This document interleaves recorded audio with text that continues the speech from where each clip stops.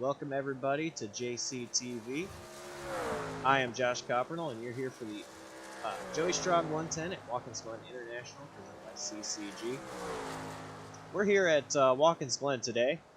We got the Galaxy Truck Series racing. It's been quite a few years since the real trucks have raced here in NASCAR.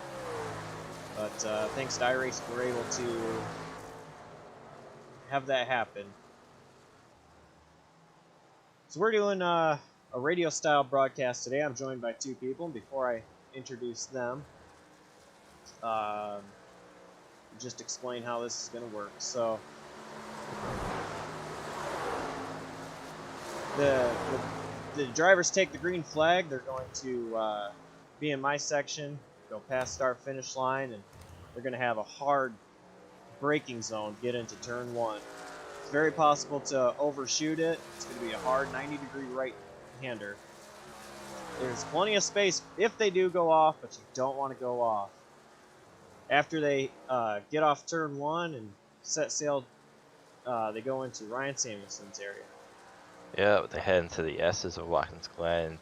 3 fast corners, but in these trucks you're going to have to definitely let off and try to get through them without hitting the wall. Some of the biggest wrecks in Watkins Glen have happened in the S's. And then once you get through the S's, you're off onto the straightaway and heading to the bus stop. Off to you. And then when you go down to the bus stop, then you get to the inner loop, which is one of the harder braking zones apart from turn one that you mentioned, Josh, the 90-degree corner. When you get into the chicane, very hard to make passes, but really hard also to get right. You have to really nail each and every corner, try not to clip the grass on the way in, and try different motions. And it seems to be where a lot of the corners are kind of set right together, because right after the bus stop, you have the carousel right after the inner loop, which was built in 1992. You get to the large carousel at the back end of the course where you kind of have to arc the car a little bit more, try to get the best entry and best exit, especially going down the straightaway where they go back to you, Josh. And right after that, they will make another 90-degree left-hander, which will be turn 6, and it's not too far where they'll have to go back to another 90-degree right-hander to get right back onto the front stretch. And again, braking is heavy braking into both those corners so you don't go off. Because right off turn 6, there is not really any asphalt. It's just all grass right there. And same with turn 7, making that right-hander.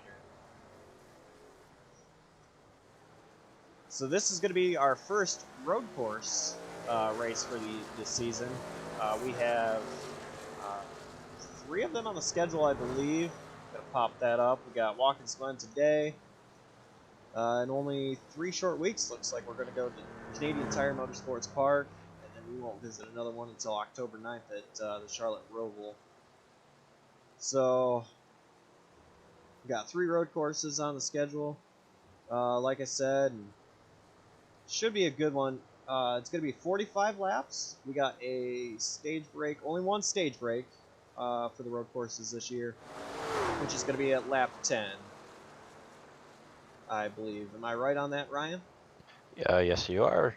Since we figured shorter race length, we figured let's change it up a little bit. So we went with the 1-stage caution for today. Give drivers a little breather after 10 laps, and then the boys can have at it, have a nice long green flag run up until the end of the race. Yeah, I'm definitely interested to see how that's going to play out with a short 10-lap run and then that 35-lap run to the end. Well, today's race, like I said, is the Joey Strong 110 at Watkins Glen International.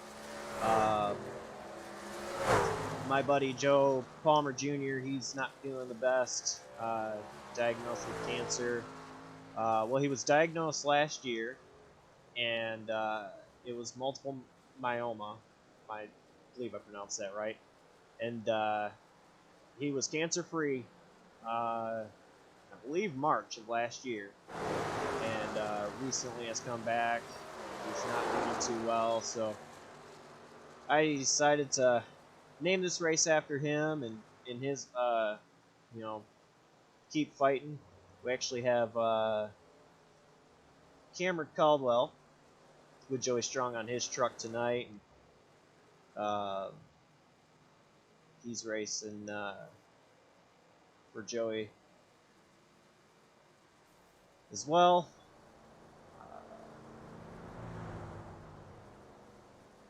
Having a little bit of issues, I apologize.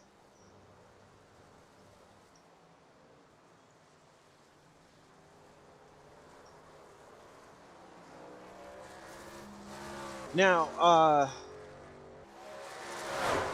Kenneth, what do you think is going to be, the biggest key to, for these drivers who are used to all the ovals now that they have this first road course?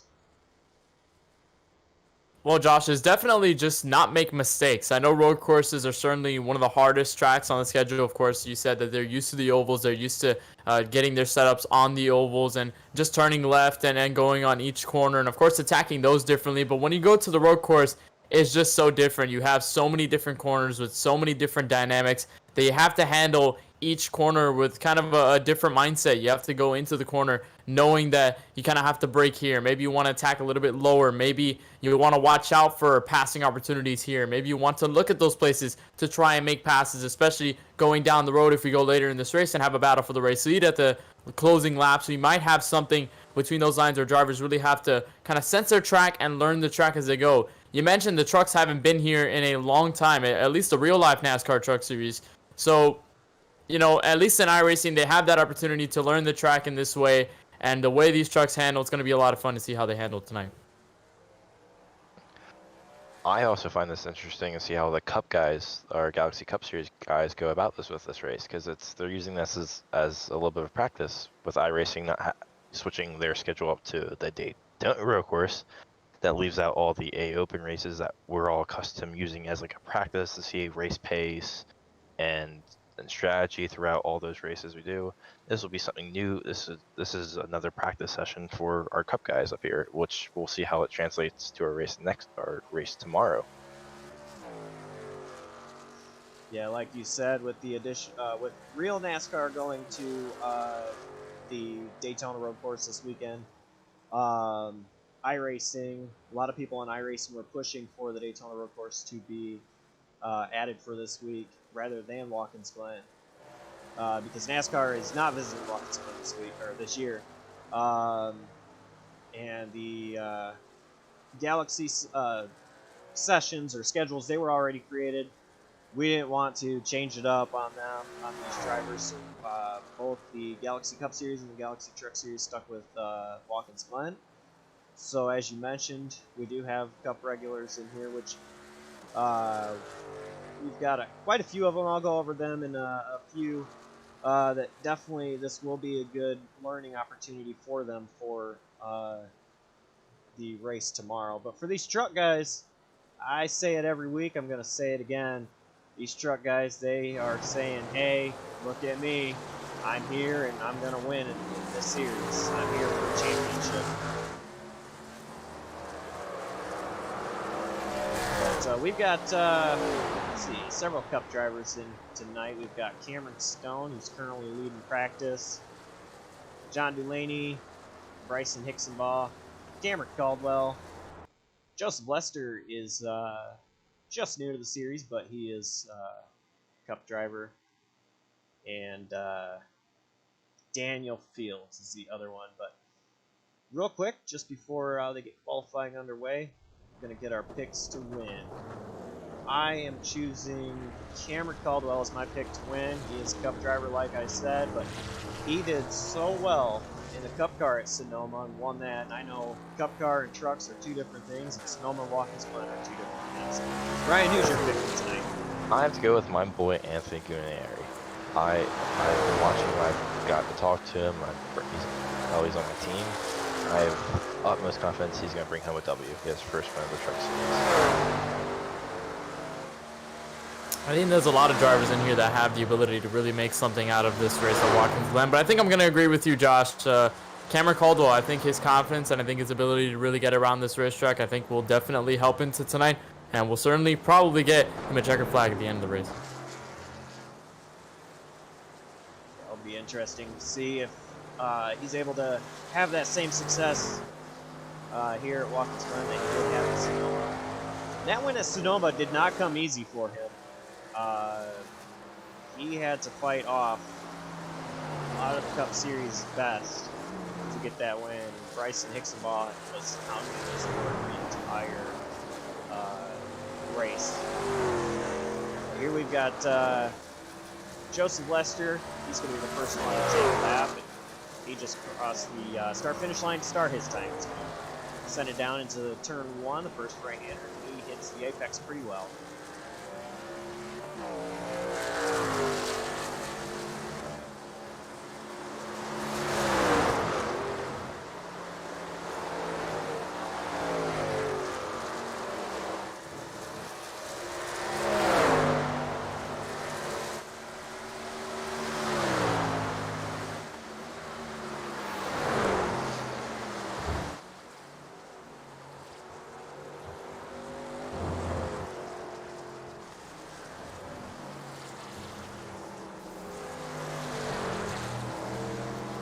Lester going out through the carousel. He's doing pretty good with his qualifying time so far.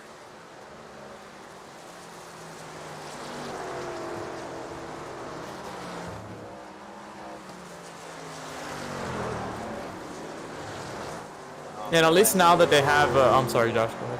I was going to say off the last corner for Joseph Lester. He's going across the line. First one to do so. His time is a 1 minute 13-second time.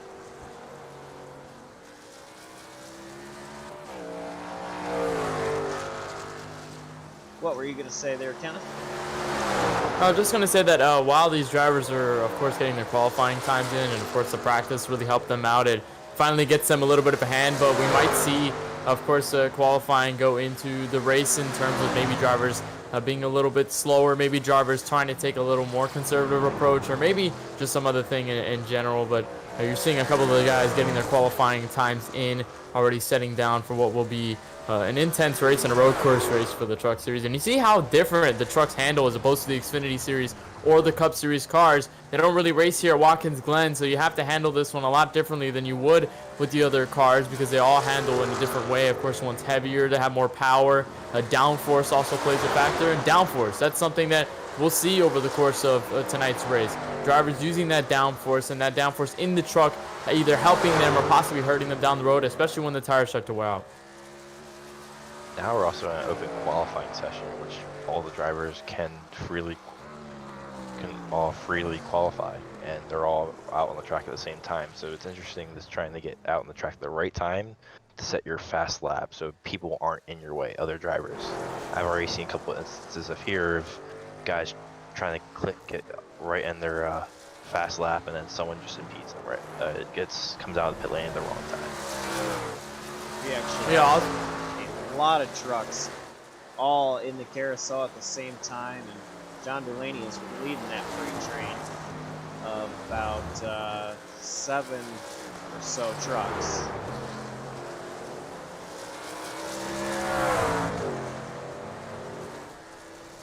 And also, Ryan, you mentioned the open qualifying. That also helps the drivers at least to kind of get a feel of the drivers that'll be around them this entire race. Drivers that will, maybe drive a little bit deeper in the corners, or maybe how they drive this circuit. So when you're around those drivers, you have that kind of a preview at least to what you'll be expecting in the race and how the drivers will handle around each other. So apart from the fact that this is, open qualifying and it's not the single car qualifying that we see in a lot of other leagues, it's a very good opportunity for drivers to kind of learn each other a little bit, even though they only have 10 minutes.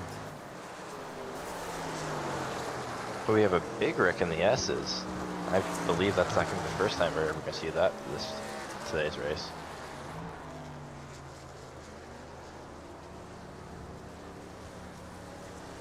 That was the number 3 of Jonathan Alardo. That was part of that. Let's go back out on the track.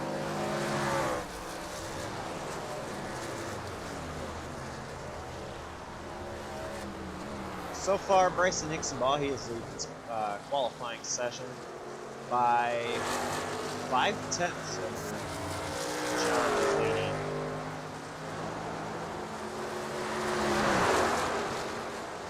you think, Kenneth? Do you think with just one stage tonight at lap 10 that these guys are going to want to be aggressive or conservative in those first 10 laps, as opposed to the remaining 35 after the stage break? Well, that's a good question. I mean, the fact that you only have 10 laps, meaning you're not going that long in a run, so the tires won't be as worn down as they would through the second half of the race all the way to lap 45. That second half is something I'm very curious to see, because if we have that long green flag run, which we will, and if we have that long and the field spreads out a little more, that'll definitely play into effect on how these trucks will go further down as the tires start to wear, as fuel strategy starts to take into effect, and really just everything starts to change in this entire race. So I think if you're one of the drivers in this first 10 laps, I think try to get a feel for the car first of all. Try to get a handle of what you have around you, and go for track position, because you might see some drivers try some strategies even down to the stage break. Even try pit strategies before stage break or even after track position on there. So track position is definitely key in this race, Ryan. Yeah, I completely agree. A lot of these guys haven't really run road courses either, so it's going to be interesting to see how they manage tires, because you're putting loads on both sides of tires. A lot of these guys aren't used to that. They're used to knowing, okay, when I'm turning left like this, that's putting this load on my tires, and they know, and each corner, and attacking each corner, how to attack it properly, and having to change up how you attack each corner as the run goes on, especially during the second half of the race. After that lap time caution, we're going to get a green flag run here. People are going to have to do green flag pit stops, and you're going to have to see how much of that wear and tear on your car is done throughout that. Yeah, we will have green flag pit stops. These trucks can only make it about 20 to 25-ish laps on a fuel tank with 35 lap run to the end. It's going to force some green flag pit stops. Don't want to speed, because that is something that can easily be done on a green flag pit stop as opposed to a pit stop under caution. And these guys, they do not have a limit of tires. They have unlimited tires for tonight's race. But I believe I heard a rumor that starting next week at Worldwide Technology Raceway Gateway, we will have tires set limits. Maybe, Ryan? maybe not. I could maybe confirm that. Yeah, we're going to be debuting tire limits next week at Gateway Motor Speedway Worldwide Technical Track. It's going to be a fun showing. Definitely adds an extra element of strategy and ability to conserve your stuff, and when to attack, when to not attack. We've seen that with the open races and the iRacing for the official series, and we're going to start to see that in this league, and maybe the Galaxy Cup Series league at some point. We'll see how it goes. I'm excited. This should be fun. Yeah, tire limits are very, very interesting. Ever since iRacing added that to the service, and now that they can now implement it into leagues apart from the official races, it's very interesting, because it really tells which drivers are maybe better at conserving, maybe better at strategizing and trying to think ahead, and trying to think, not in the moment, trying to think in the future and planning what they have for the rest of this race. Obviously, unpredictability can still happen. Of course, on the ovals, cautions can still come out randomly. Anything could really happen. On the road course, no full course yellow, so no team needs to worry about that. But any really strategy in general can kind of, change up how the drivers react and how the drivers do, and those tire limits really add to that factor down the road.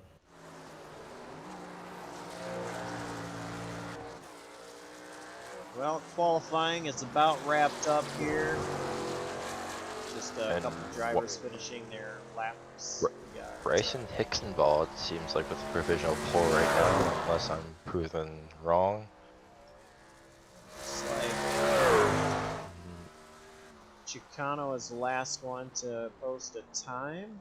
Or, I'm sorry, Guarnieri was the last one to post a time. He improved up to third, but it will be Bryson Hicksonball that will earn the pole for tonight's race.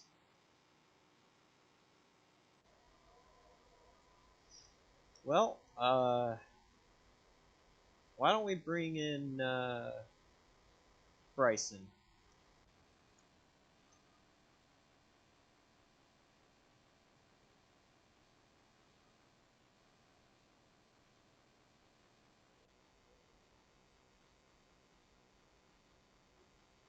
Hey Bryson, JCTV booth, you got a copy? Yes, I do. Well, Go ahead, Josh. Bryson, you won the pole by about a tenth over your teammate, or I'm sorry, not teammate, Cameron Stone. What do you think? Do you think you're going to be able to hold the lead here to the stage break at lap 10, or what do you think it's going to take to, take the stage win? It's going to be interesting here. I think I'm a little bit faster than Cam on fresh tires, but I may kill my tires more, so he might catch me after a couple laps of driving out there. But it's going to be a little bit of strategy play here, whether you want to go for the stage points or try and take track position to start the next stage. We'll see what Cam decides. Not entirely sure what I'm going to pick either. Are you using this race as a test for tomorrow's race? Because all of the iRacing official series are at the Daytona road course, so you really don't have much practice with people for Watkins Glen. So is this kind of like a practice race for you for tomorrow for the Cup Series?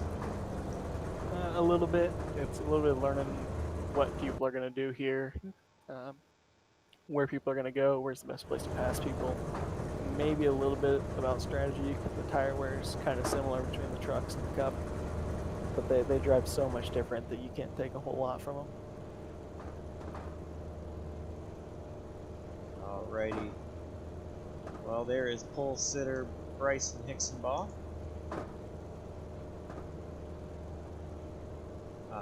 Good luck to you if you're still in. He's gone. Alrighty. And while we have some time, because it will be a lap before they get going, let's bring in our in-race reporter, Anthony Guarnieri. Hey Anthony, it's Ryan up in the booth, JCTV booth. Got a copy? Yep.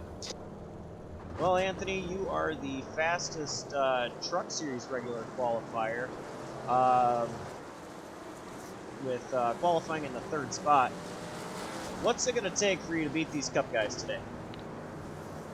Yeah, I'm just going to have to keep the rear tires cool and keep them underneath the truck.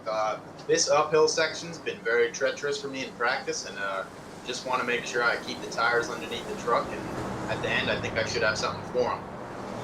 Especially since I'm trying to run for points and they're not, I think they'll be a little more aggressive with their strategy, so hopefully it'll work out for us.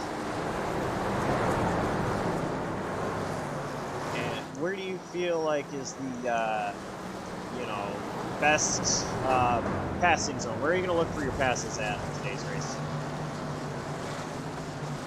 Either coming up out of the uphill section down the straightaway and use the draft to clear them before the chicane, or coming out at turn 9, whatever the final turn is before the front straightaway, and getting on the right side of somebody before turn 1. That's usually the 2 major zones for me. All right. Well, good luck to you, and maybe we'll be talking to you a little bit later in the broadcast. Yep. Have a great broadcast. Thank you. Well, these guys are getting ready to race. Just a couple more turns before the pace car pulls in and turns them loose. Ryan, your pick is starting a little bit better than mine and Kenneth's, with Anthony Guarnieri starting 3rd, Cameron Caldwell starting in 7th. Yeah, I got a lot of confidence in Anthony today. I think he'll definitely bring home, if not a great finish, the W. Yeah, he looks fast every week. It's only a matter of time before he gets that first win. We got the safety car about to pull into safety of pit road. Green flag, green flag. Green flag is in the air. We are underway. Bryson and Cam Stone is going to be side by side going into turn 1, but it looks like a clean entry for both of those trucks. Bryson's able to pull ahead of Cam. Bryson still ahead of Cam as they Cam right on his bumper. First is out behind them with Anthony taking up the 3rd spot. First See if we get some first scene.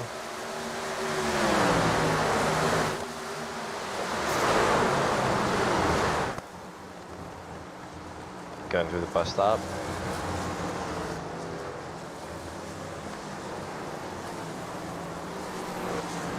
Oh.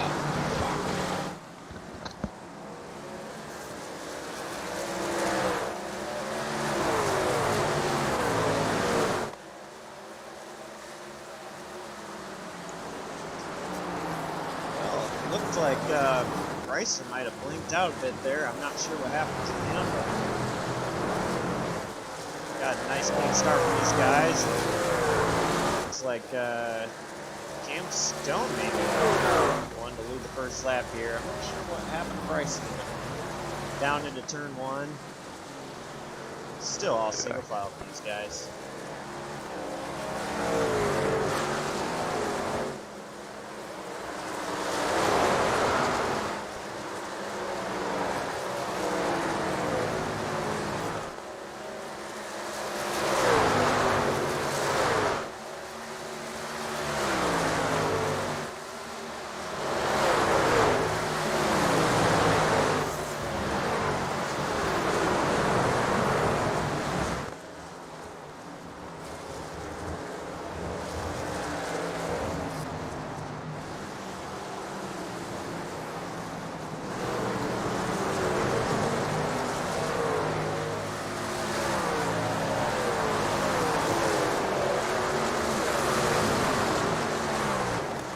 Might be having some technical issues.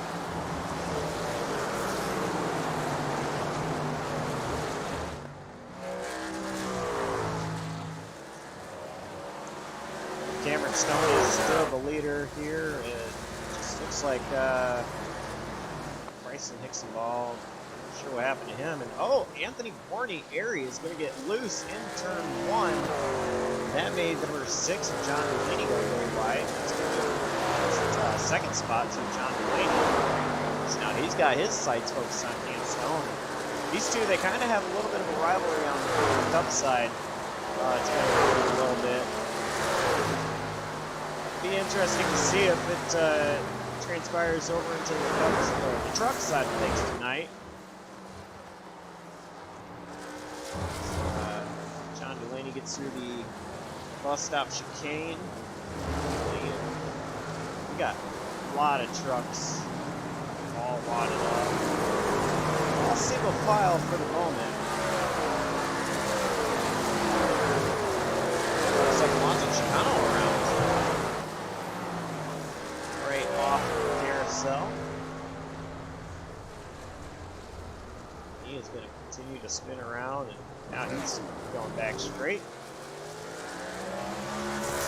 It's tough for Alonso Chicano. He's won twice in the series so far. Last week's winner at Michigan International Speedway. I'm back.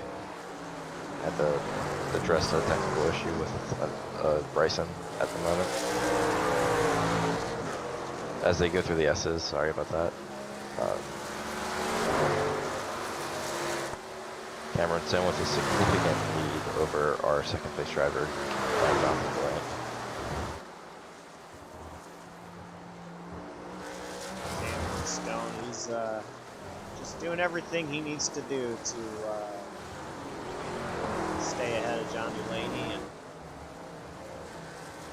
he's put the best time down so far, the best lap time, 1 minute 12-second lap time. But,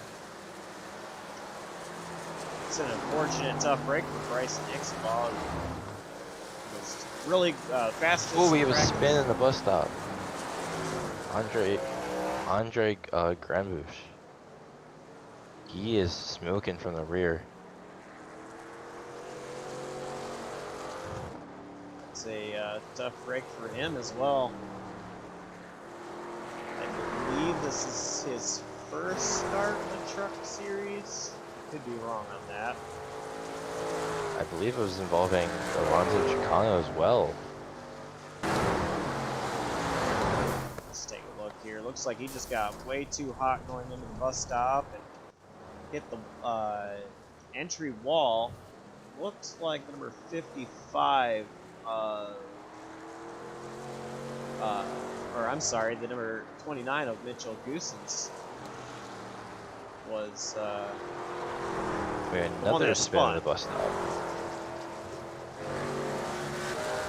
And that's gonna be It looks like this bus stop is causing a huge issues with our drivers in today's race. On the entry, I've seen quite a few that go through the grass. bus stop's definitely one of those places where you don't want to make any mistakes. And see, Oh, the 74 contact. loosens at the 12. 74, Brian Branham. And Daniel Fields just wrecking right off turn 6 and just before turn 7. They're going to get back going. Let's see what happened there. Looks like 74, Brian Branham, and tell who that other one was. 71 of Joseph Lester got together.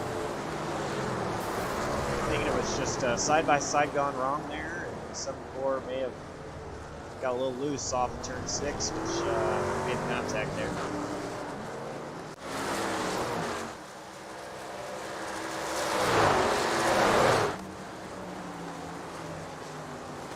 Well, this has started to really spread the field out now.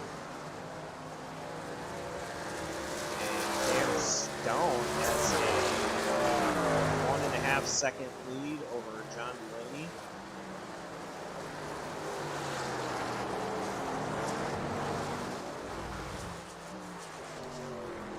Cameron Stone, he's definitely looking really good now.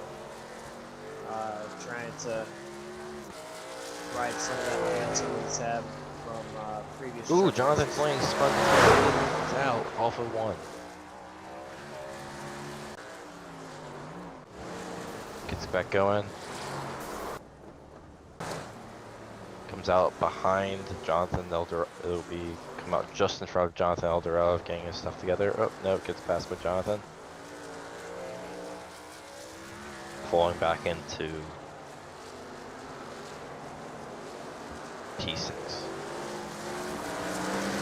Yeah, it's a tough one for him. All of John Delaney's starts in the truck series really have not gone the way he wanted them to go, except for that first race at Kentucky that he won. He's had really nothing but bad luck in these races. But John Delaney, I know he's a good road racer, and hopefully this caution here will help him out a lot here in the next couple of laps.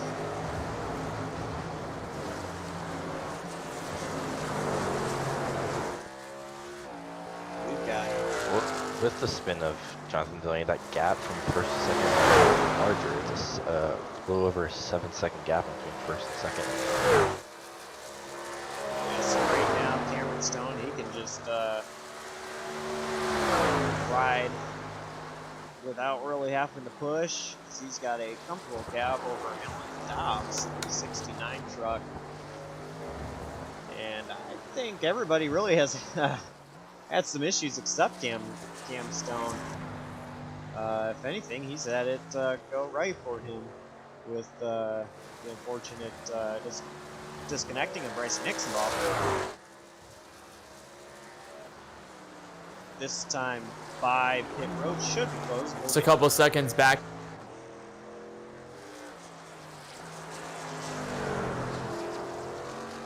But a lot of these drivers cannot wait till the lap 10 stage caution to get themselves regrouped, get themselves finally get their head back into the game, especially after a rough start. Probably a lot of these guys, a lot of them going in the bus stop and laying loose there, quite literally.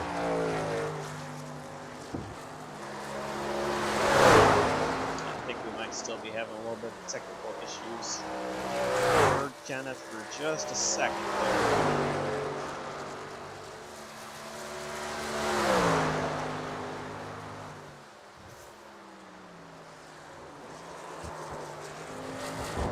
I think I got everything. So Alrighty, I got you back.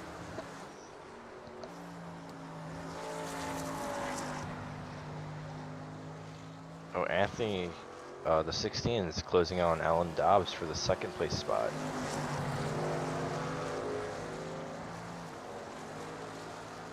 Guarnieri, he is getting there.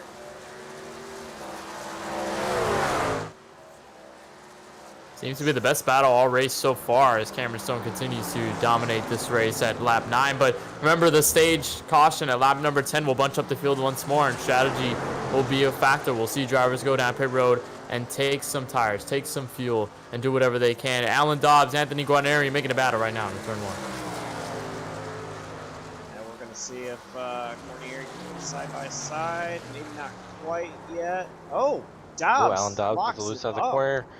Locks up. Oh, does he take Anthony with him? Guarnieri's going to make it through. Guarnieri up to second now. He's in great position right now, being second. He's gotten through it, and with his own troubles and stuff and things like that. But coming out second with a race, a little bit mayhem. That's pretty good. And Alan Dobbs comes out right behind Jonathan Alardo. This is the last lap for the stage for Cam Stone, so he's just got 2 more corners through turn 6. And just 1 more corner for him, and he's going to win the stage.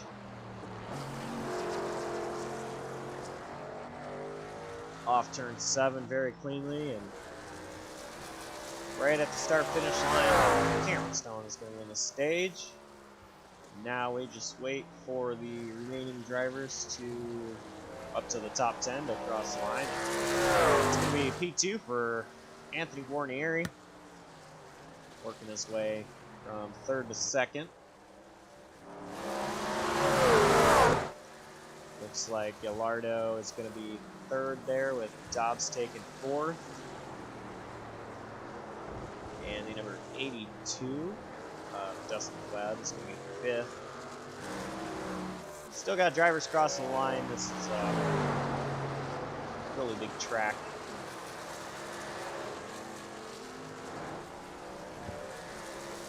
'74 here is P10 currently. He's going to work his way up and final. All right, man. Caution is out. Caution is out. There is the stage caution.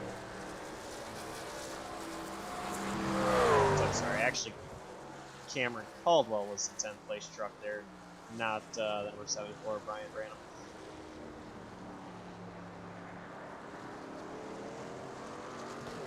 Well, we had a lot of chaos and mayhem there in that first and 10-lap stage. But yes, we have. I'm still kind of catching my breath. Yeah, lots of drivers involved in issues. Bryson Hixenbaugh saw a couple drivers getting in together. We saw Guarnieri in contact, and that was an interesting situation there. And lots of drivers just upon, locking up the brakes, spinning through certain corners, trying to still learn their cars. And I think I mentioned that through this first 10 laps, I said that they were going to try to learn their cars as much as they can. Well, certainly these trucks have been a little bit unpredictable on there, and I think they still might be trying to learn these trucks as soon as they go through the rest of the stage. I think if it's anything that they've learned about these trucks, is that they are unpredictable, and you've got to make each transition pretty smoothly. Otherwise, you will end up like a lot of the trucks have ended up, and that is wrecking pretty much through the bus stop or locking it up going into turn 1.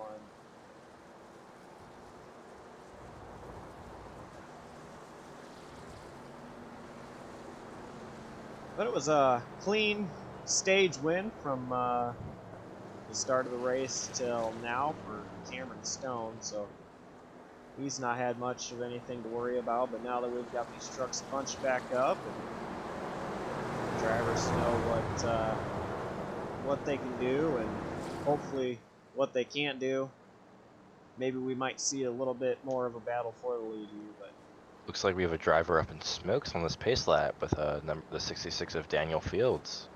Looks like his day might be over. Yeah, he's got heavy smoke going out of the carousel there. I'm not sure whether that could be something he could limp all the way back to pit road. I think he's got enough to reach pit road in time to try and get that fixed. But definitely engine damage on his part. That's going to be a lot to work on. He's going to be in a deep hole coming into the next stage and to lap 45.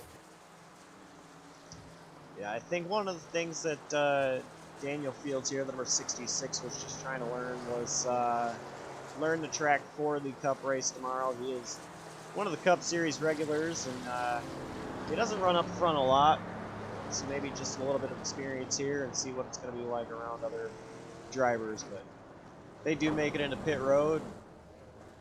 Got the number 57 here in the second pit stall with a clean exit, taking his tires. And the way this pit road works, they pit on the opposite way of what they normally do, but actually it's going to be John Delaney. Delaney coming off.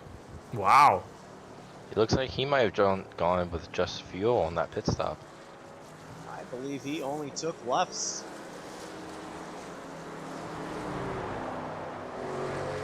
Well, let's bring in our stage winner there, Cameron Stone.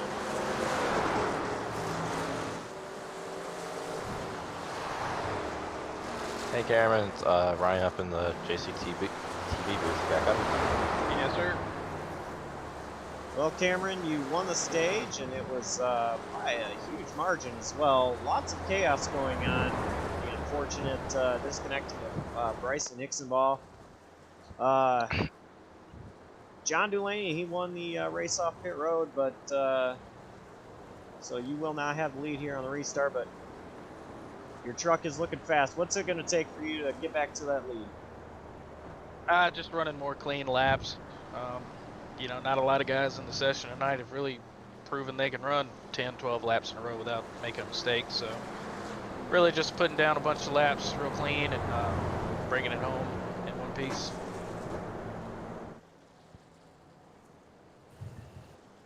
Where do you feel like you rank better at this track than some of the other drivers? I feel like we've got a lot of speed and we're a lot more controlled into turn one. A lot of guys have been spinning down through there, and we've been pretty good through turn one. Bryson and I really put a lot of time in on the set this week. Spent a lot of time testing.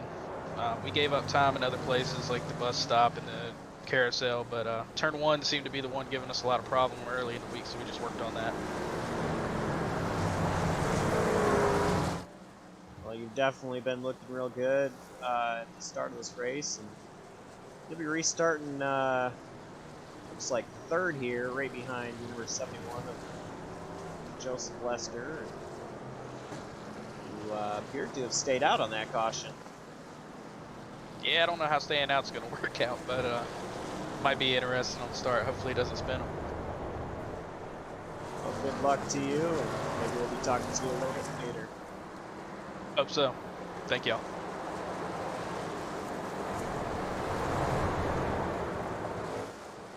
Well, this is our one and only caution for tonight. It's going to be green flag the rest of the distance, unless something wild happens. All the drivers drag. Race control feels that they need to throw a caution. With this 71 staying out on all tires and not bidding, well, we shall see. This could get real interesting, boys. Yeah, that 71 staying out might open up a possible strategy for him. Maybe staying out here might be the case, and then maybe later on try to short pit, maybe get an advantage on these guys to have to pit also. So maybe a strategy call by the 71, not sure. John Delaney, however, made that quick pit stop with the exception of the other drivers behind who it took 4 tires and fuel. So that's going to be an interesting call. The 2 are leading the race. We'll see how they pace the rest of the field. Interesting also that the 71 has chosen the outside line on turn 1 for this turn, for this right-hander on turn 1. Yeah, he's chosen drivers left, and that's one of the things about the Galaxy leagues, the Cup Series and the Truck Series. iRacing doesn't allow you to choose your line as a leader, but here in the Galaxy Truck Series, leader gets to choose the line, and then they would like to go after the pace car poles. So we're about to have a pace car pull in here. Green, green, green. Looks like he's going right away. Already clear for John Delaney. John drives it in deep into turn 1. Oh. And he actually holds on to it. Side by side, 16 in the 3, 16 inside, and he's got Alan Downs around the outside. Control of the lead.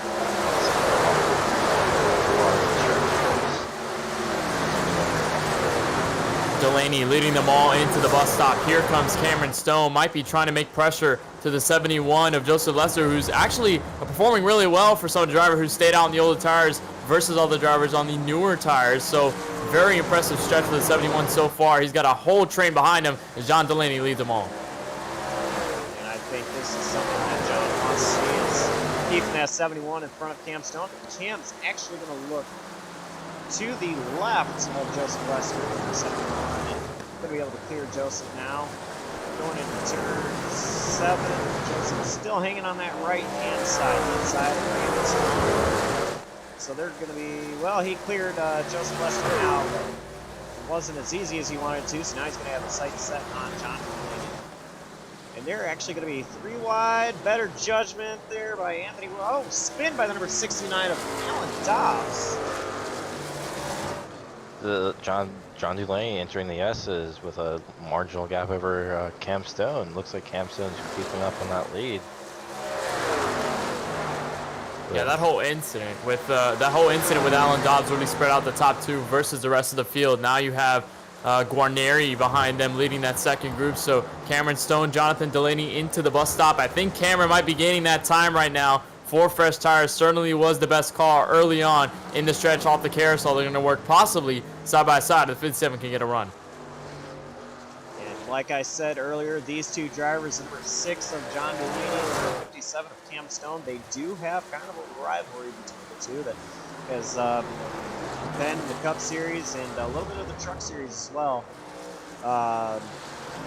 Pocono is a great case that I can think of very recently in the Cup Series. I believe it was Pocono 1. The 2 were battling for the stage win, and coming off turn 3, they made contact, and Cam Stone ended up winning it, while John Delaney, well, he won a trip to the infield care center. But John Delaney is going to go a little bit wide here. That's going to allow Cam Stone to up in the S's. Right side. Cam Stone side by side with John Delaney as he gets out onto turn 2. Goes ahead. John Delaney sits back right behind him.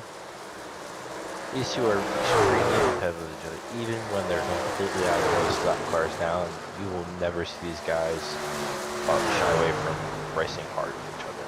It could be on the lead lap to out in the parking lot. They are going to race each other hard.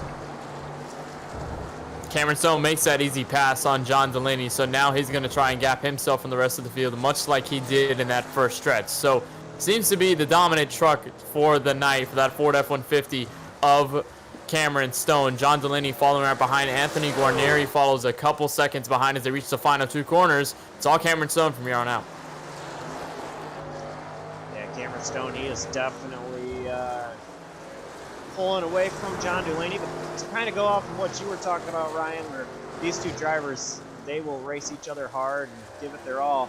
Back at Richmond way earlier in the season, in the Cup Series again, these guys, they were battling hard the last 15 laps side by side just to finish second, and John Delaney ended up just edging out Cameron Stone. Cameron Stone pulling away and further away from John Delaney as we exit the S's. Looks like the 71's getting pressured by Cam. Cameron Caldwell here as Cam looks to make a move on him out of 4. Lester under pressure from Caldwell now. They're going to go side by side to the bus stop. Maybe not the decision, but it will be for Cameron Caldwell. He makes that pass going to the bus stop. The 71 had to check up just a little bit. Side by side of the bus stop definitely is not what you want to do, because that could open up the opportunity of making contact, possibly being in a wreck. Right now, Cameron Stone going into the final 2 quarters with the head of steam. Guarneri catching Delaney.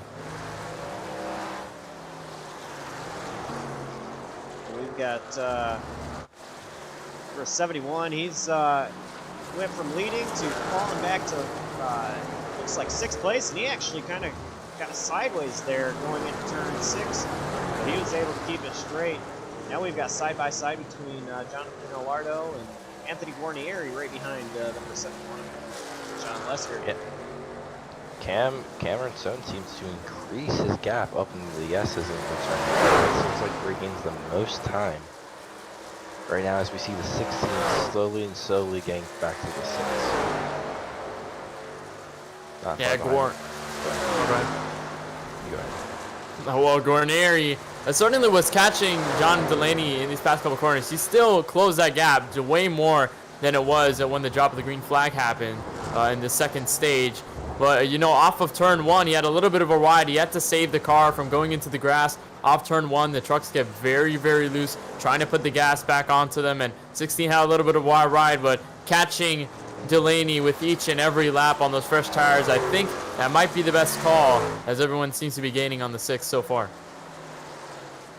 Yeah, that last time by, only 2 drivers ran lap times in 1 minute 13 second time frame, and that being the leader, Cam Stone, and number 16 of Anthony Guarnieri. Everybody else ran 1:14s or worse.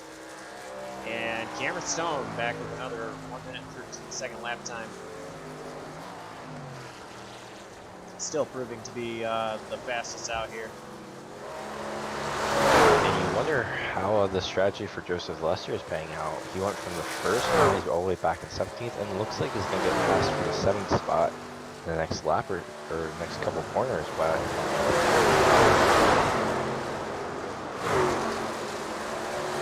He's in a pretty big gap. He's in a sandwich between these guys, Alonso Chicano and Alardo, which just got past Lester. Now there goes Alonso trying to take the spot away in the bus stop, and it looks like he will get it done. Up front, however, looks like Guarnieri is still behind Delaney. I think he's starting to see him in his front windshield. He might have a look at that in a couple laps' time if he's able to get up to him. Yeah, I'm also wondering here if John Delaney, if he's learned from that mistake there in the first 10 laps where he just kind of went around in turn 1. And who was the beneficiary of that spin? Well, it was number 16 of Guarnieri. So I bet John Delaney has learned and is going to hope not to do that mistake again, but it's only going to be a matter of laps before Guarnieri gets to John Delaney, spin or not.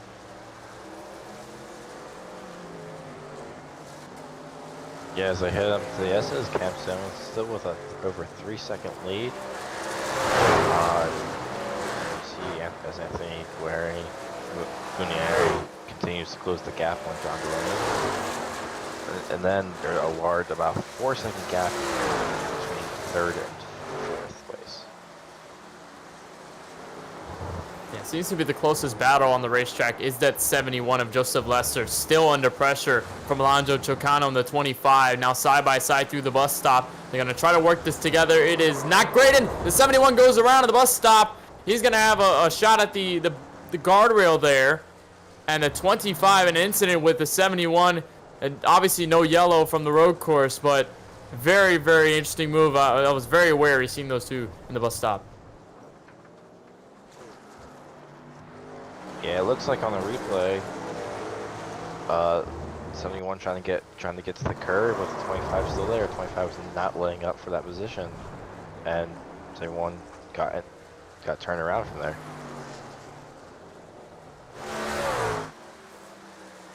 Number 16 has closed the gap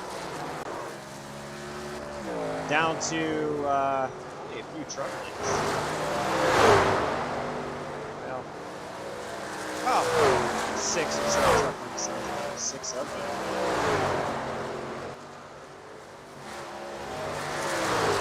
One of the things about being here, especially at a road course, and of course it pertains to every single track you go in the schedule, not only just the road courses, you can utilize it on the ovals, but most importantly, here on these road courses where every corner is different, you have to attack each one differently. It's the great thing that really goes down to having successful races, not only a great car, but having pace, having rhythm. You develop rhythm over the course of the race. Maybe if you're not familiar with the track itself. If you're kind of new to the racetrack, you develop that rhythm, or if you've been here before, maybe you like this racetrack more than others, that rhythm is kind of already there, set in place, and you kind of have to just get back into it. But pacing and rhythm is always perfect at these racetracks and can really pertain to a great race. And if you have that rhythm to your advantage, if you know kind of how to use your movements and your coordination in the right way as you develop this experience with the laps led or just laps in general, can really play to your benefit. As you see the battle between Guarnieri, he's going to catch up to the back bumper of John Delaney. He's been doing it every single lap since the drop of the green flag in the second stage. He's going to get back to him in the S's.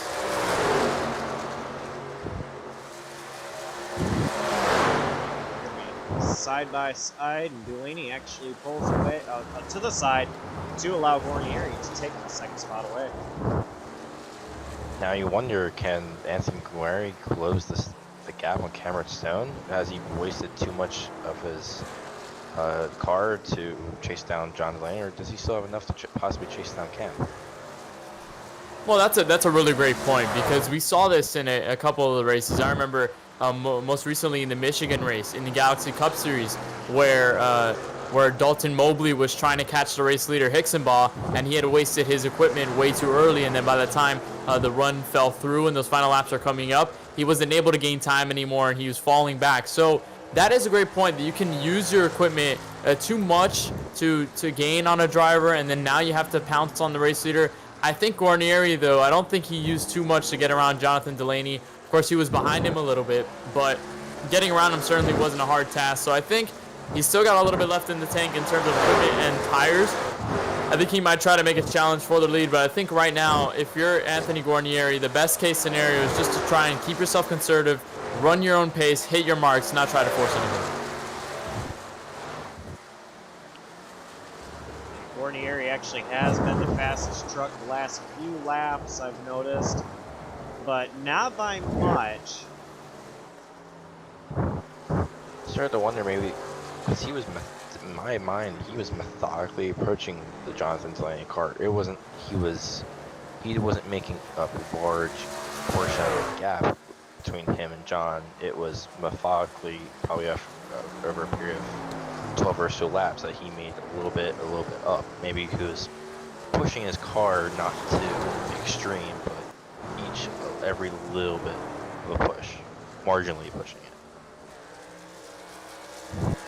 I think he definitely found his rhythm in this race. He has definitely picked up. You mentioned Josh, he was the fastest car on the racetrack, the fastest truck on the racetrack, and you know, like you mentioned, Ryan, that's perfect. You know, not trying to make that gap too quickly, not trying to use up all your stuff in every corner, because when you have a car in front of you, of course, you have that competitive edge. You want to beat them. You want to go in front of them. You want to make the pass. But if you try to push yourself too hard, then you can end up either wrecking yourself. You could possibly get into the car that you're trying to battle with, or any other case scenario. And you see the 16 now in camera view of the 57 of Cameron Stone. I think with the 16 right now, like you said, methodically planning out his moves and how to kind of get his race car around this racetrack without using too much and without kind of wasting his equipment too early. We also gonna have a green flag pit stop coming up in about maybe 10 laps or so. See how well execution of that is, how much time you lose in the pit, the undercut, the overcut. We're gonna have to see what happens with the green flag pit stops. You know, one driver that has already pitted is that number 71 of Joseph Lester. He did so just only 3 laps ago, so he is good to make it to the end, with the window being 20 to 25 laps. So he's actually, oh, Anthony Guarnieri hard into the wall. He just got loose off of turn 1. And all that time he gained on the race leader to get there is pretty much all gone. Now he's behind Delaney. And of course, Joseph Lester, who's a lap down, who's on those fresher tires for now. But tough break for the 16. I thought he was really getting up to this race leader, and now he's going to have to pick back up from where he kind of gained already, and he just lost all of that in a matter of seconds. So he's going to have to pick that back up. But interesting thing about Joseph Lester, I mentioned this as the stage went to a close, and he stayed out on that pit cycle. He didn't decide to go take tires or fuel. So now that he's got that under his back, do you think this might be the undercut that he's looking for, or you think maybe as soon as the main guys start to go to pit road and get those fresh tires and have that advantage to themselves, is there any kind of deficit that Lester might face throughout the later portions of this race? Well, definitely depends how hard he's trying to go. It's not. He's a lap down right now. He's a lap, and he also hasn't shown quite the pace throughout this race to keep up or keep his position up there with the leaders. He went from first to fourth within the lap of being on the front row.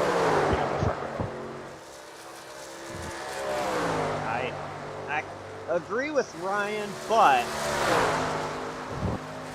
he has already taken those tires. Now, by the time the other guys pit,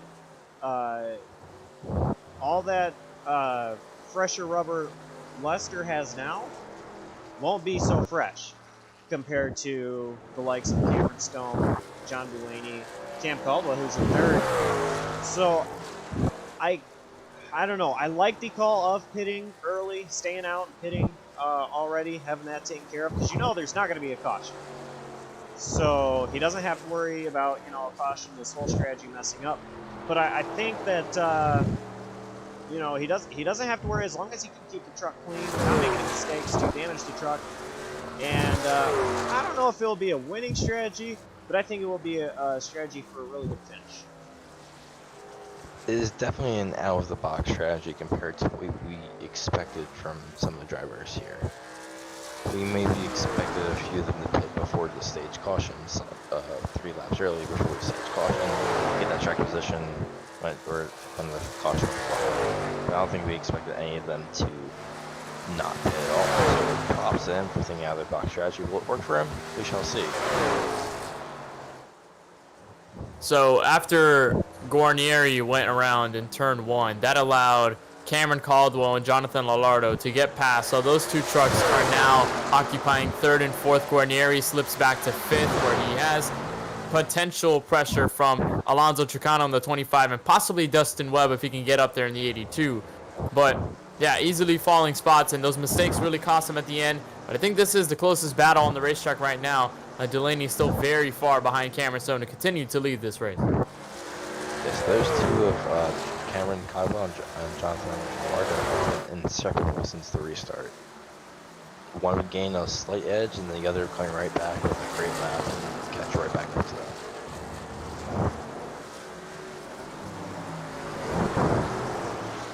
Yeah, I know Cameron Caldwell pretty well. Here we were teammates, we're really good friends, and I spot for him every week. So I know him pretty well, and I know he's you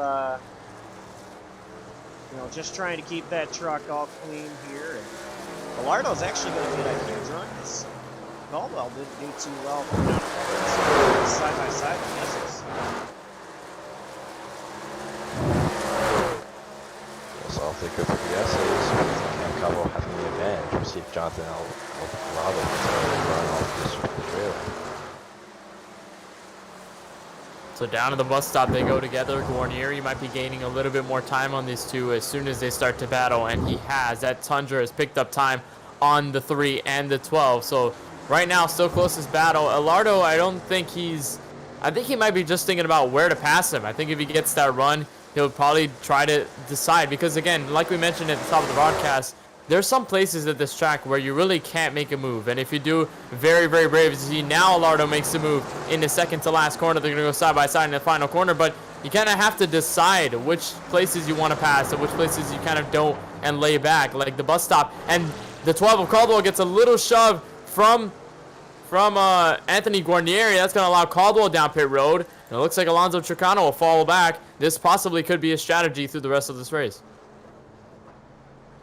Yeah, I kind of like that strategy there by Caldwell. He got loose, was going to lose a ton of time, so why not just bring it down into pit road as long as you can get there in, you know, a safe speed, because there is a 45-mile-per-hour speed limit down pit lane that you have to follow, otherwise get a black flag, and that'd be a lot of time to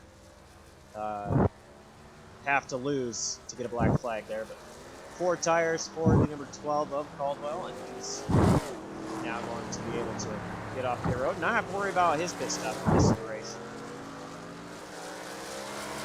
Guarnieri takes back the 3rd spot, with right with Jonathan Alvarado right behind him.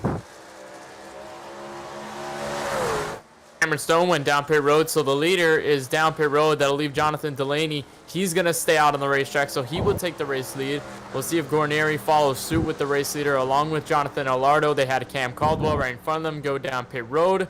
We'll see if they decide to do the same. Looks like Alardo pits. Guarnieri stays out. So differing strategies here as Dustin Webb also goes down pit road.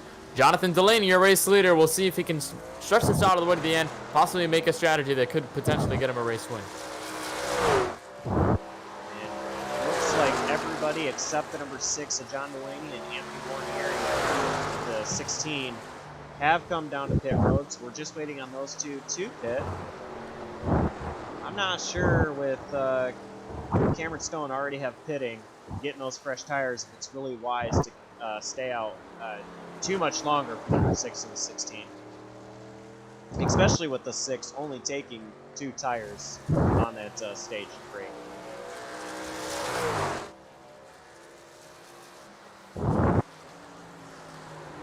I think maybe what he's trying to do is, you know, this happens a lot of times when drivers stay out on pit road, especially if they're up front within this top 5.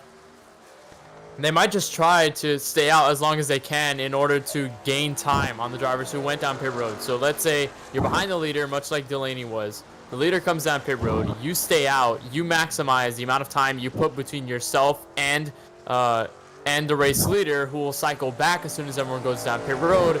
And you have that distance, so when you go down pit road, you can exit possibly without worrying about any drivers that'll be behind you and passing you. And if anything, you can jump the race leader and take the race lead on those fresh tires. And then while the rest of the field has more worn down tires, and of course the field doesn't matter because they'll be good to the end, this might be a good strategy for Delaney if he can pull it off. That could be the strategy, but we'll just have to see whether he pits within these next couple laps. 13 laps left.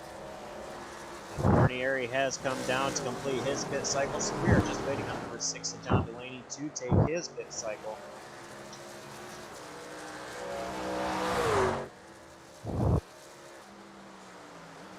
And he currently has, looks like a 20-second lead over Cam Stone at the moment. John Delaney is coming by through turn 7. He's got a battle for that still 4th spot. Up on the backstretch, we got the 16 side of the 12 as they go into the bus stop. Ooh, I think it's a little bit loose coming off the final turn of the bus stop into the carousel.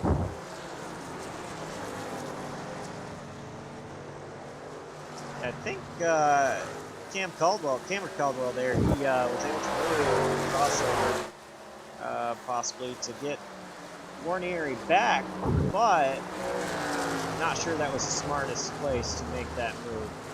But he does continue to hold, or he is holding the position over Guarnieri now. Actually, I think he was going to go past Guarnieri, so he now has 4th, and Guarnieri falls in 5th. Looking at John Delaney's lap, I was looking at the cockpit, and it seems as though he's kind of clutching and coasting. He has the engine pretty much off, no RPMs going into the carousel. He kind of pushes the clutch in and doesn't touch anything else, and then obviously throughout the exit of the corner, decides to jump back on the gas. So is this a saving strategy possibly for the 6 of Delaney to try and stretch this out to the end? Very possible, but I don't know if he can make it that far. That is 35 laps. I do believe that the pit window is 20 to 25. Go ahead, Ryan. Yeah, I believe it's probably him trying to save, because if he really was thinking about trying to pit, he would have pitted when he was well over 20 seconds ahead, and maybe narrow that gap from the 9-second gap it was now to possibly something less than that. So he would pit a lap after Cam pit.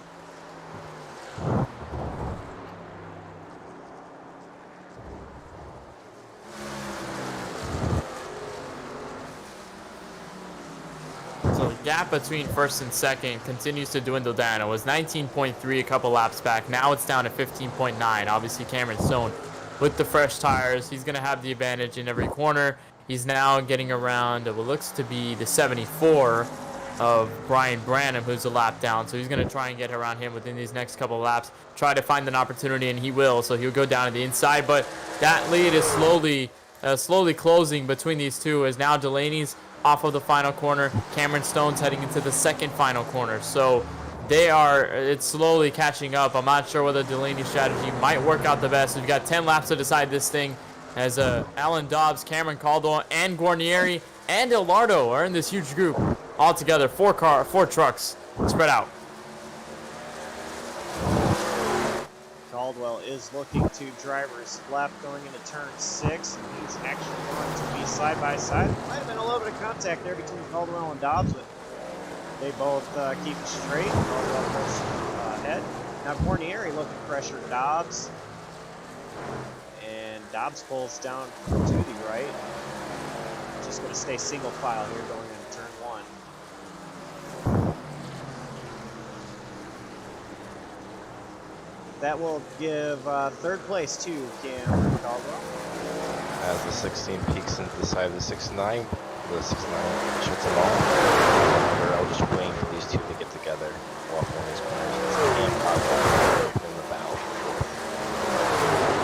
Yeah, Cam had a fight with these three, and now these three are going to have to fight for fourth place behind Caldwell, who takes over the podium spot in third. Down to the bus stop, going to drive it hard into the bus stop chicane. Looks like Alan Dodds might got a little bit too much, but contact with the 16 and Elardo. The 16 of Guarnieri is around in the bus stop.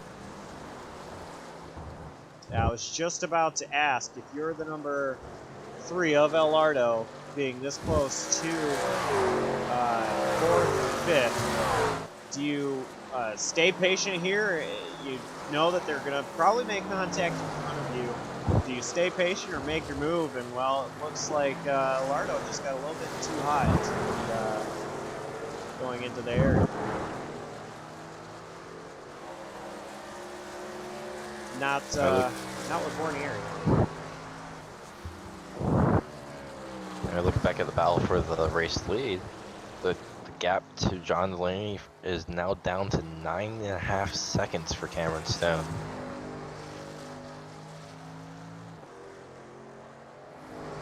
Yeah, slowly but surely Cameron Stone is catching up to Delaney, whether Delaney sees it or not. So went down from 19 all the way to 9 seconds. So 10 seconds, almost 10 seconds now separating the two, and a 10-second difference from a couple laps earlier. Looks like Delaney continues to stay out. And to be honest, within that strategy that I was mentioning earlier, which he's not taking, where he was just trying to gap the leader and then pit when he has the space to, he could have done that when he had 19 seconds over the race leader, and that possibly could have helped him very much so, getting out of pit road, maybe a battle with Cameron Stone, or maybe just not too far behind. But looks like Delaney is trying to stretch this thing all the way to the end. So very bold strategy by Delaney. But Cameron Stone is going to get to his tail on those fresher tires unless he makes a mistake, or any one of them makes a mistake in front of Cameron Stone. They're now within camera view, so this might be the battle for the lead with just a couple of laps remaining in this race. Yeah, I am interested to see if John Delaney is somehow able to save enough fuel. Maybe we were wrong about the pit window here, and maybe it is a little bit longer than what we anticipated. I don't know. I don't think he can make it 35 laps to the end. And does, is it a chance that, Cameron Stone, he's been perfect all race, but is there a chance he makes a mistake and John Delaney is possibly able to have enough fuel and Delaney go and steal a win? I don't think that's going to be the case here. I think Cameron Stone has just been patient. I don't think he's also been too aggressive right now. He knows John Delaney has not hit yet and has been just kind of getting his way there. He's under a lot fresher tires than John Delaney. And he has more confidence that he has the fuel to make it there. So if he wants to, he can push a little bit harder. So John, like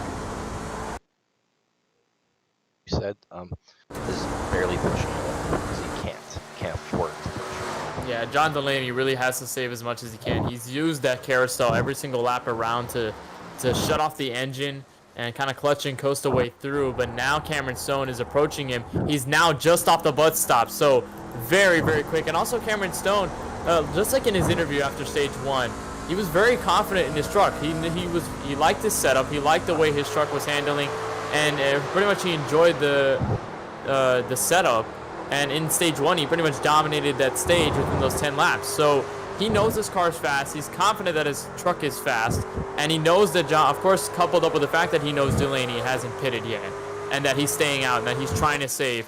And that Cameron Stone is now on the fresh tires. He's going to use that. He knows he can use these next couple laps to try and patiently get around Delaney and, keep his confidence within this truck and possibly take a race win. We'll just have to see if he's able to make mistakes, but so far he's been perfect tonight. Yes, and we can start to see the battle for fourth even pick up with Justin Webb entering the picture here. It seems like Jonathan Lardo has been patiently laying behind the 69, just waiting for something, waiting for that gap. And there he gets the gap right there with the 69 coming loose off the last point. Yeah, but I kind of like what the 69 did there. He stayed down to the right side to force Alardo to go to driver's left. But actually, Alardo makes a mistake, and that's gonna the number 82 also around right off turn 1. I'm not sure what happened there. Dobbs got loose off turn 1, and then he was looking to get down, but he saved the race truck. And then Alardo was swerving right to get out of the way, and now he's stuck in the tire barriers just off the exit of pit road. Justin Webb also had contact with the guardrail, but he's able to pick it back up. Now he's in the S's. But meanwhile, we had a change for the race lead. Cameron Stone was able to get around Delaney finally. So now Cameron Stone's in the race lead with just 5 laps left. This could be the final stretch for that 57 to take a checkered flag tonight.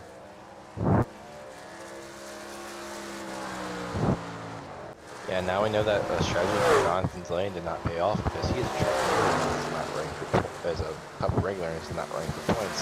So we see that the gamble for the win did not pay off.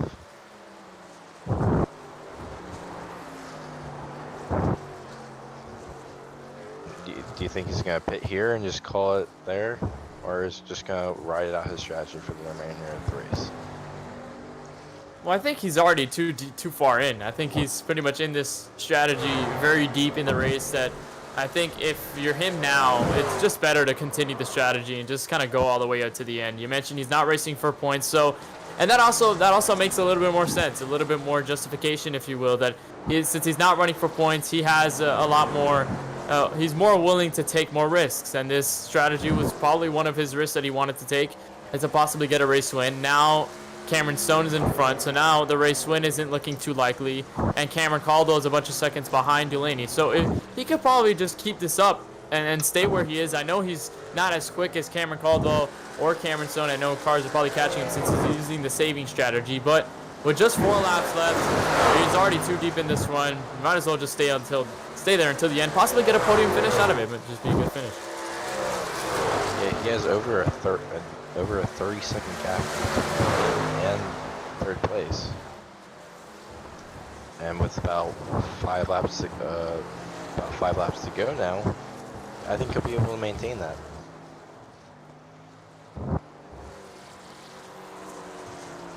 I am actually having a little bit of technical difficulties on my end. I apologize. Everything looks like it's still up, but I can no longer see anything on my screen. It's still there for you guys, so I'm gonna move it to Ryan and Trent for the moment while we try to figure out what's going on. Well, we have a battle for Dustin White gets a battle for 5th. The battle for 5th is brewing in the S's. Dustin Webb goes wide off in 1, giving Mason Lowry a little bit of chance to go after him. Dustin Webb was able to get around Mason Lowry for 5th, and I saw that at least in the past couple of corners. After Dustin Webb got into the incident with Alan Dobbs and Jonathan Alardo, he fell back to where Mason Lowry was in the 56, and since then he's been the 56 has stayed there. He's been there, and he's been able to catch up in some of the corners. He's pretty much been even with that 82.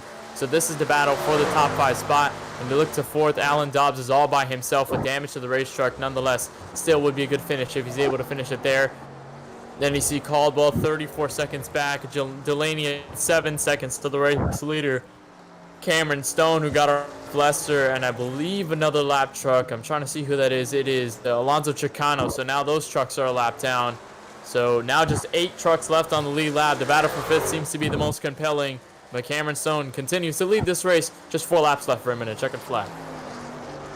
He's probably wondering right now, when can this race end? I feel like he feels like he's wrapped this whole thing all up and just ready to pack the truck up and take that trophy home.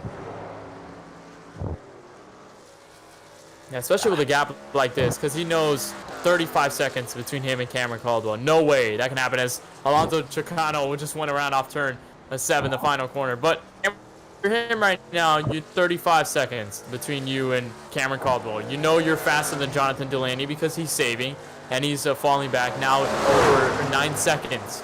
So at this point, Cameron Stone's just going to try and ride this out. I know there's some lap cars ahead of him. There's Guarnieri now, and he's going to try to get around him.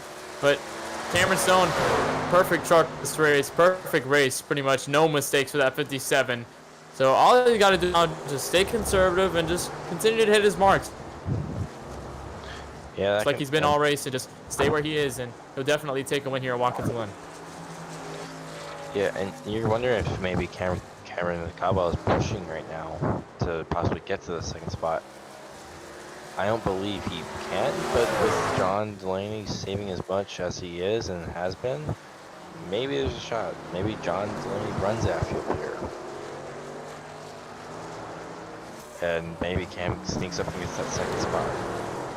Because it's a long way down, it's a long way back to pit lane from losing gas around this track. Yeah, it is a long way. You see him now saving into the final corner as opposed to saving down the carousel. That was the only corner where he was clutching and coasting and just trying to save his race car and save some fuel. Now he's using more corners to save, so he's losing even more time to Cameron Caldwell as Alonso Chicano just went around in turn 7 once again. I'm not sure if he had any help there, if it was just another, just a case of wheel hopping and getting loose around. So he falls to 10th a lap down behind Brian Branham and Joseph Lester, Anthony Guarnieri under lap down. Drivers on the lead lap right now. Currently the closest battle on the racetrack is Dustin Webb and Mason Lowry. And they seem to be the closest ones on the racetrack into the final 2 corners. The 2 Tundras will work along themselves. Just a couple car lengths between them two, but Cameron Stone's about to reach the white flag very, very soon. He's off the carousel, and he is approaching his win in this series on the Watkins Glen if he can get it done. Heck of a race from Cameron Stone. Near perfect race, perfect execution. Everything seemed to go his way this race. From other people attempted strategy to just him managing the race really well. Very little mistakes. The only mistake I saw was a little wiggle off that last corner. Other than that, near perfect race for him. White flag for Cameron Stone to take a win here at Watkins Glen. He's been perfect all race long, and he's continued to do so. He used that strategy to his advantage. Delaney was not able to use that strategy to his advantage, so he takes a white flag now. Cameron Stone into the S's for the final time. Going to reach the bus stop. He's all clear of lap cars, Ryan. He's pretty much just got to hit this one to the end. Oh, yes, he does. Yes, he does. John Delaney still... Props to Jonathan Delaney for making this a one-stop strategy into what we thought would be a 2-stop strategy kind of race with the caution at lap 10. This man has not pitted since lap 10 caution. To be able to make it this way with a 2nd place finish, that's impressive. That's an impressive run. Yeah, an amazing run for Jonathan Delaney to make that one stop and stay out, and he will finish P2. Meanwhile, Cameron Stone will come off the final 2 corners. He'll reach the final corner perfectly and safely. Cameron Stone will come off the final corner here, Watkins Glen, down to the straightaway. What a drive, a perfect race, and a win for the 57 Ford F-150. Cameron Stone gets it done at Watkins Glen. And here comes Jonathan Delaney around the last corner with a an impressive second place finish based on his strategy, like we mentioned. To be able to finish, he had according to Jonathan Lane, he had a fraction of a gallon left at the finish. To be able to manage that throughout that entire run, 35 lap run, he managed to save that much fuel.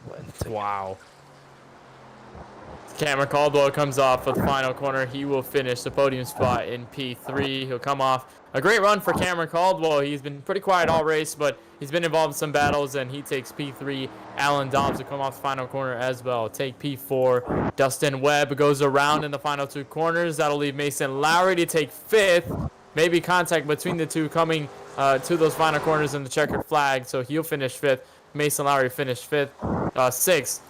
Anthony Guarnieri will fall back to 7th, Lester 8th, Brian Branham 9th, Alonzo Chicano 10th, and then the rest of the field, a bunch of laps down, including Bryson Ixabal, who had an issue in the first portion of this race.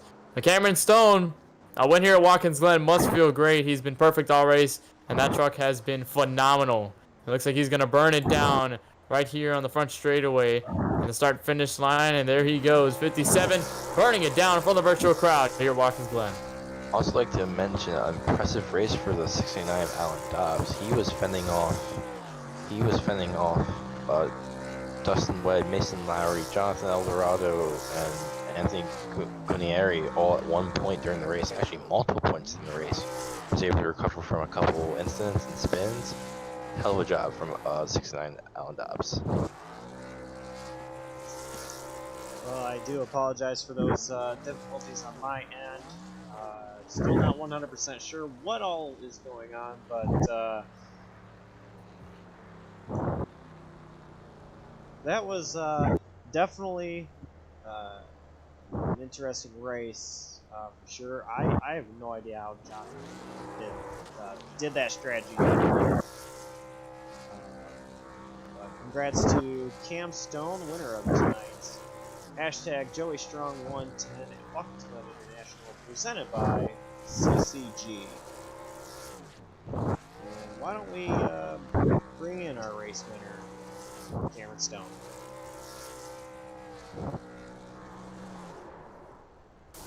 Hey, Cameron Stone, it's Ryan up in the JCTV booth. You got a copy?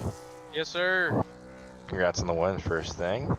How's it? You absolutely dominated this race from the get-go. How does that feel to dominate a race like you did?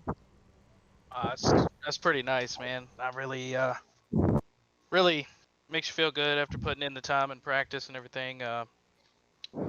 Dominating a race like that feels good. It's a little more hollow because I was looking forward to putting that work on Bryson too. But hopefully he'll be happy that the team got a win tonight. How during the race, what were you thinking of the 6 during knowing his strategy, knowing how he did not pit during that entire last run? What were your thoughts going through your head during that? Well, I kind of considered doing the same strategy myself. And I was out at about a 10-second lead, and I figured I could protect that pretty easy. And save the fuel and everything. But rather than just pansy my way around the track for the last 20 laps, I decided I wanted to drive it. So went in, got some fresh rubber, came out, had about a 20-second gap to him, and ate that up in about 13, 14 laps. And he made a mistake, went wide off of, I guess that's turn 10 over there into the grass, and I went on by. If he hadn't done that, it might have been a good race for it. I had kind of worn my tires out trying to catch up to him, and his were old anyway, so might have been a little more exciting, but hey, I just wanted to drive it those last few laps instead of, conserving. Yeah, any questions, Josh? Did you learn anything that you might be able to translate over into the Cup race tomorrow? Well, the Cup cars obviously got a lot more power, and our setup for that's a lot harder to keep straight. It's going to be a lot looser, more of a handful, and a longer race to go with it. But hopefully this just gives me a little bit of momentum, a little bit of confidence on this track. Ran really good all night. Figured if Bryson had been here, it would probably been a pretty good race with me and him. So that might be what we see tomorrow night too. All right. Lastly, any sponsors, team shout outs you want to give? Who gets it done for you? Want to thank Bryson for all the setup help this week. It's a shame what happened to him Maryland lap 1, but you know, he's had enough success.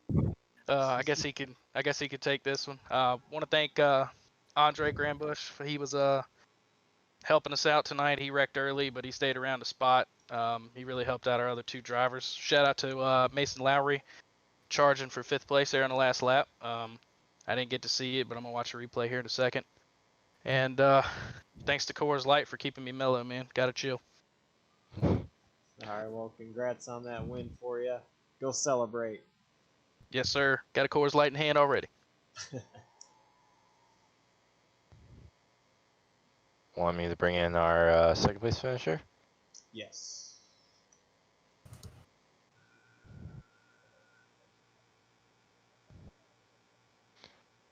Hey, Jonathan Delaney, it's Ryan in the JCTV booth. Got a copy? Yes, I do. I'll hand you off to Josh for some questions. How in the world did you pull that strategy off? Honestly, I don't know.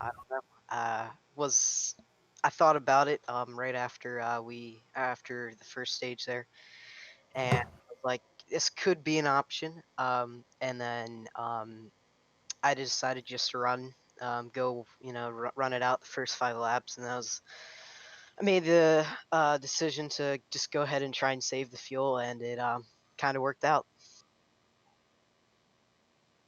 That was impressive. I heard you had a fraction of a gallon left in the tank after that was all said and done.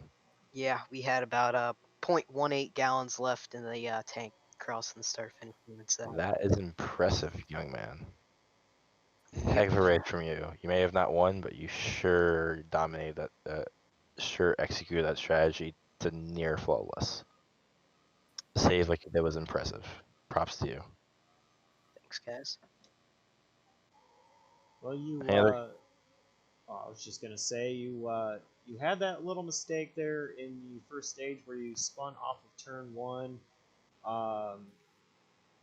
Was there anything? I mean, yeah, in that final stage, did you switch up how you were getting in turn 1, or what was that? What happened in that spin there? Basically, I just got on the gas and hit a bump there going up from the that thing. Oh my gosh, what's that called? The bumpy stuff there. Curb. Yeah, curb. There we go. I think I just hit a curb there wrong, and the rear end kicked out. So I fixed that for later on in the run, just to so I wouldn't do it again, and didn't do it again. So I was happy about that. Any sponsors, team shout outs you'd like to give?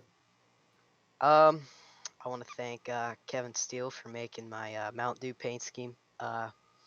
Made it for me when I won Kentucky a couple weeks ago. So shout out to him for making it. Looks real nice. Shout out to Cam Caldwell. We're in a chat together tonight, deciding on strategies and whatnot. So thank everyone there. So yeah. Alrighty, well, you go enjoy that second place finish, and talk to you later, I'm sure. Yep. See you guys. And I will let Kenneth interview third place finisher Cameron Caldwell as soon as he gets in here. Hey, Cam. What's up, guys? Okay, welcome to the JCTV booth. You finished third here tonight at Watkins Glen, and you kind of had a handful through this entire race. I know you were battling with Alan Dobbs and the likes of Guarnieri, and you were also battling with Jonathan Alardo. First of all, tell us about that run all the way to the end of the race after stage 1. I know those first 10 laps are kind of a different dynamic, but then coming into the second half, how did the car feel, and especially going down the long run, what kind of strategy did you have in mind? Well, the first run or the first stage got like dive bombed, I guess, by the 16 going to the bus stop. That kind of messed things up for me because it sent me around. So I decided to follow my team into the pits with 2 to go in the stage, to take tires and stuff. And I was planning on staying out, but I had some damage. So I pit under the stage caution to fix the damage. And then after that, I started 10th, and I just knew that I just needed to drive back up to the front because I knew I was faster than most of the guys in front of me.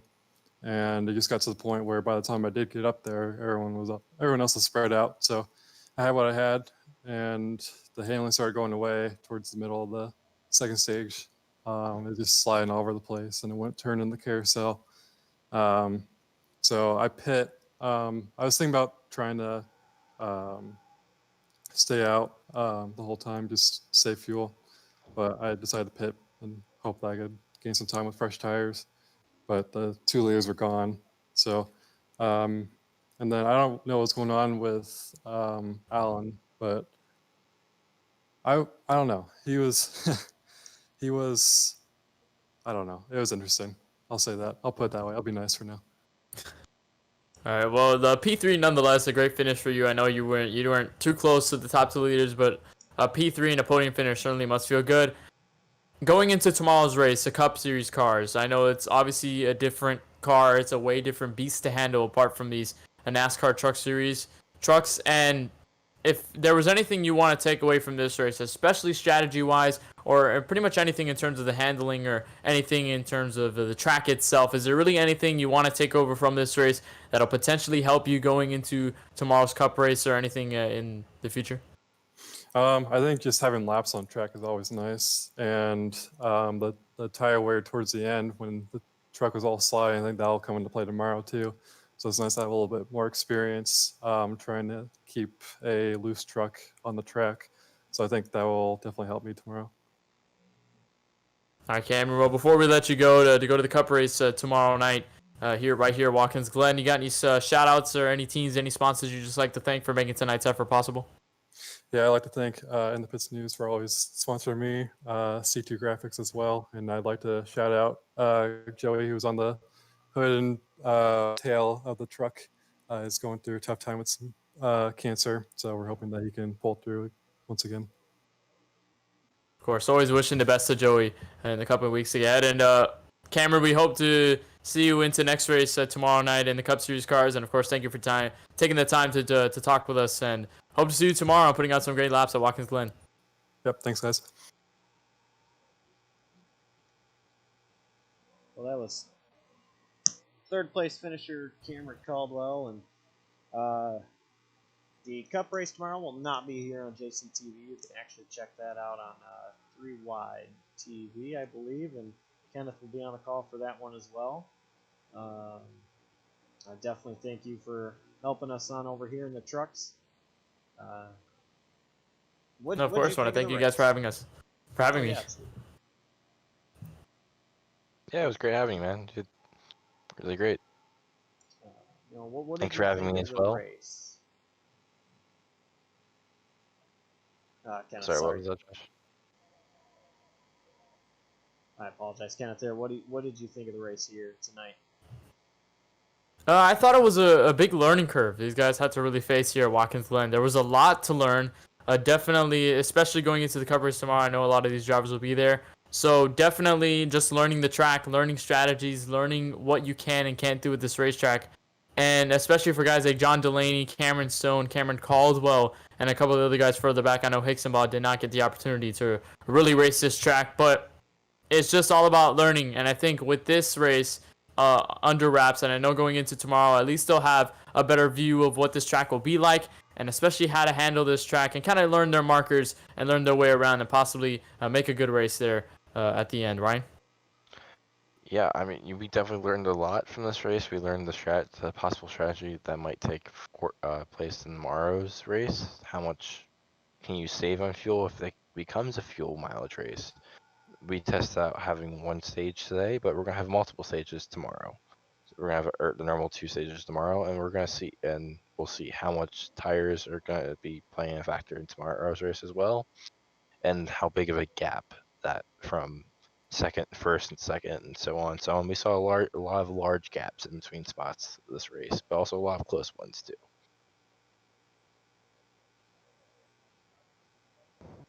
Yeah, I think this race tonight was action packed, lots of bumping and banging. But those guys, the top three finishers, of course, being Cup Series regulars, I think it was good.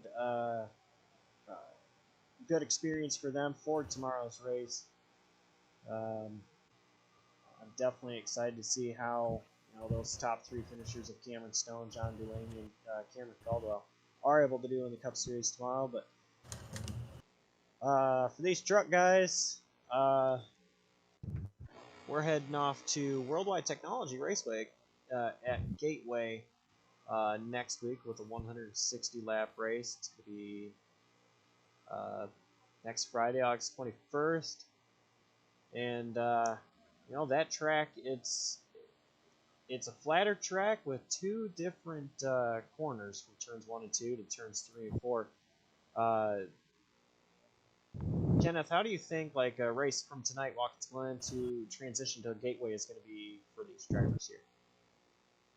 Well, I think there's really no comparison here, Watkins Glen. I mean, apart from the fact that maybe some of the corners are a little bit flat, so maybe that could help possibly a Gateway, since I know there's not much banking over there. But really, the transition is just kind of put your mindset back into these ovals. I mean, this is the road course. I know that we've been in so many ovals this season already. So going back to the ovals, it's kind of a more familiar feeling. You kind of have a little bit more leeway in terms of maybe what to expect at the oval. But Gateway is always a certain challenge. It's a very different track, and especially with tire wear, it's going to be a lot of fun. Ryan, what do you think about it? Yeah, I definitely it's gonna be fun to see how a lot of these guys turn right instead of left, just left the entire time. I'm looking forward to. I'll be a part of it tomorrow as well.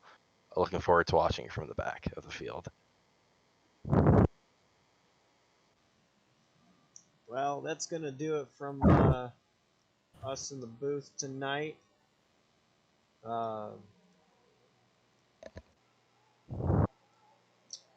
You can catch the Galaxy Cup Series race at Watkins Glen tomorrow night, like we were saying. But that wraps it up for the Truck Series.